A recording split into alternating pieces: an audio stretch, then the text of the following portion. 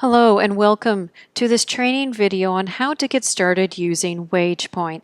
My name is Jenny Moore and I am pleased to show you how simple it is to get started using this simple payroll application. The first thing you need to do is go to www.wagepoint.com. What you should see is a screen very similar to this. In this section, you would simply enter your email address and select the green Get Started button. The following screen is pretty easy peasy. You'll enter your normal information as well as a password.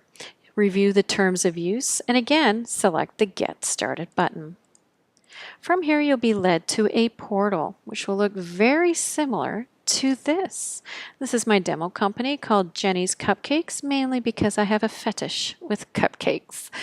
You'll notice up here that there are several tabs. You'll notice company, which is the main focus today for us to get started your company using Wagepoint. We have employees, banking, payroll, and reports. Today we are going to cover company, which is setting up the company using Wagepoint. We're going to then go to banking, which I'll assist you on how to verify your bank account, and then we'll follow up on adding your first employee. Let's get started under the Company tab. From here, you're going to need some information. You're going to need your Canada Revenue Agency number, and if you're in the province of Quebec, you'll need your Revenu Quebec numero.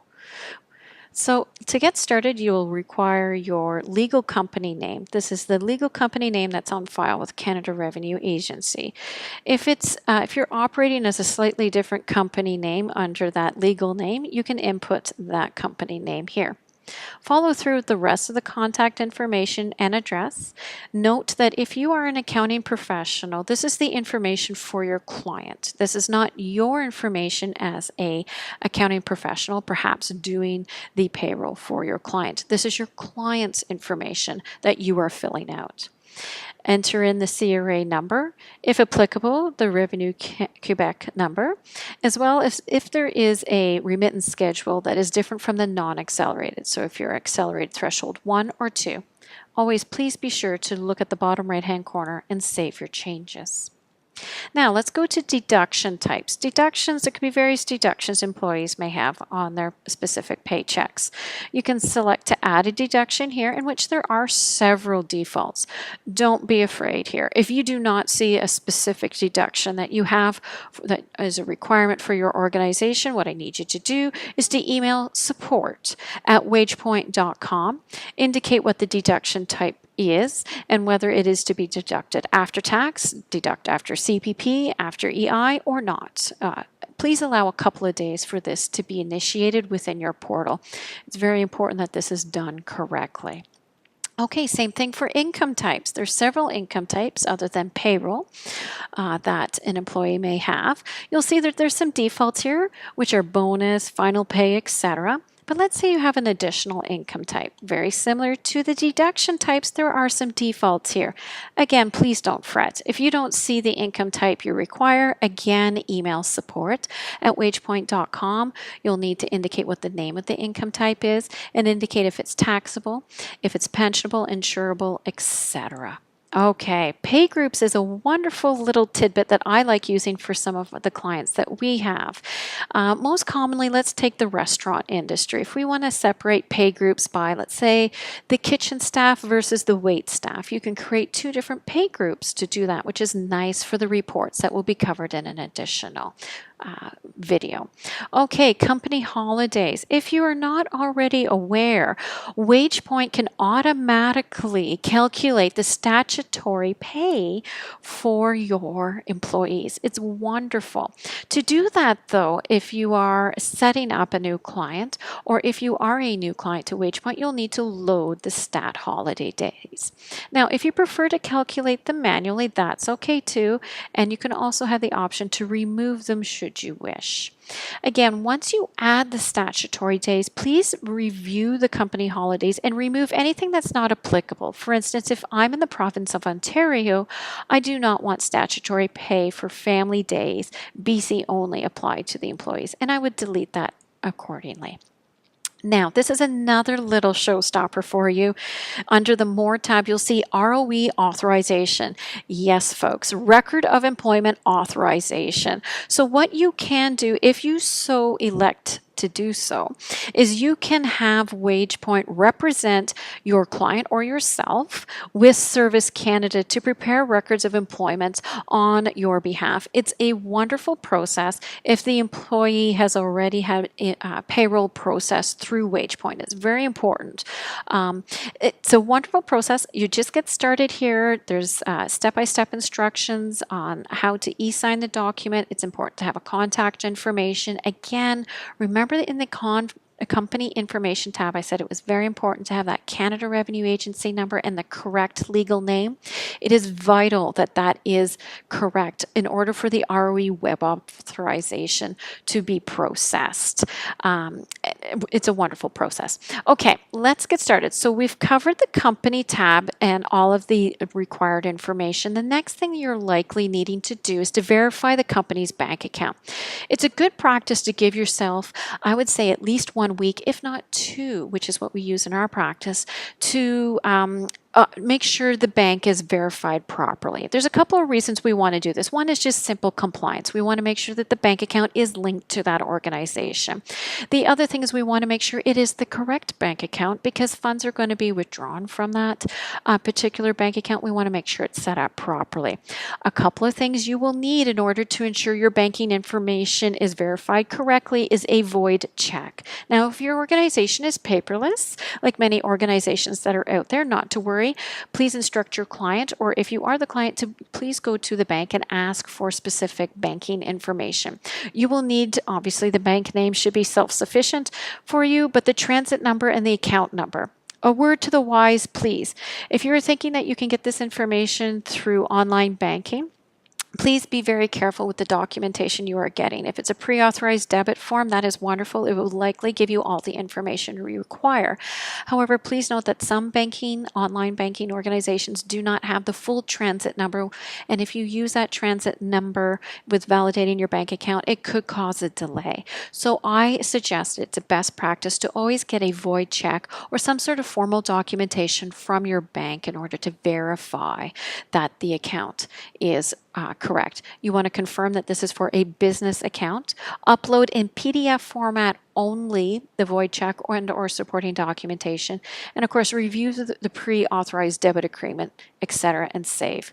What will happen next is Wagepoint in the back end is going to go through a validation process. They're going to check things like the business name, the banking information itself. And then once that goes through that compliance process, they'll put a micro deposit, which means a small amount of money, usually under $1, if you will go into your client's bank account or your bank account if you are the end user. It's important for you to monitor the bank account because you're going to want to know what that 2-digit amount is. And you will put it here as the validation. So this is a way to complete the validation process. This process must be completed before you run your first payroll. So it is absolutely essential that you do this as soon as possible. Okay, let's say we've done all that, and the next thing we need to do is set up our employees. Now, if you are not aware already, over and above employees, you can have contractors as well paid through Wagepoint.